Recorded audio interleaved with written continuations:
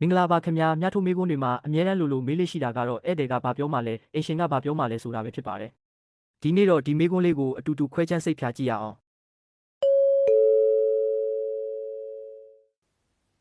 第2回5番家に招待したお客さんが来ました。家の人は何と言いますか？ 1、失礼します。 2、お邪魔します。 3、よくいらっしゃいました。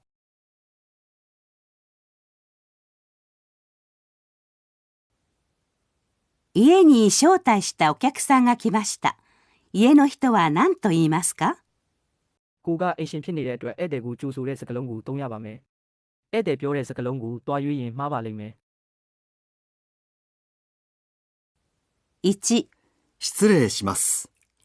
ဒီစကားစုကတစ်ဖက်လူရဲ့အခန်းထဲကိုဝင်တဲ့အခါဒါမှမဟုတ်တစ်ခုခုအနှောက်အယှက်ပေးမိတဲ့အခါမှာဧည့်သည်တို့မဟုတ်အောက်လူဘက်ကနေစပြီးပြောတဲ့နှုတ်ဆက်စကားဖြစ်ပါတယ်အိမ်ရှင်ကပြောရမယ့်စကားမဟုတ်လို့မှားပါတယ် 2、お邪魔します。 ဒါကလည်းတယောက်ယောက်ရဲ့အိမ်ထဲကိုဝင်တော့မဲ့အချိန်မှာဧည့်သည်ဘက်ကနေယဉ်ကျေးမှုအရာအနှောက်အယှက်ပေးမိပါပြီဆိုပြီးပြောတဲ့စကားဖြစ်ပါတယ်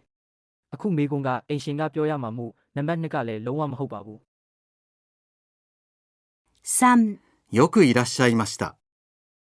ဒါကတော့အဖြစ်မှန်ဖြစ်ပါတယ်မိမိအိမ်ကိုရောက်လာတဲ့ဧည့်သည်ကိုအိမ်ရှင်ဘက်ကနေနှွေးထွေးစွာကြိုးဆိုနှုတ်ဆက်တဲ့အခါသုံးတဲ့အသုံးနှုန်းဖြစ်ပါတယ်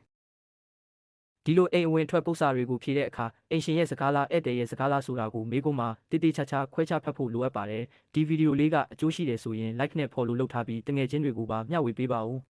နောက်ဗီဒီယိုတွေမှာပြန်တွေ့ပါမယ်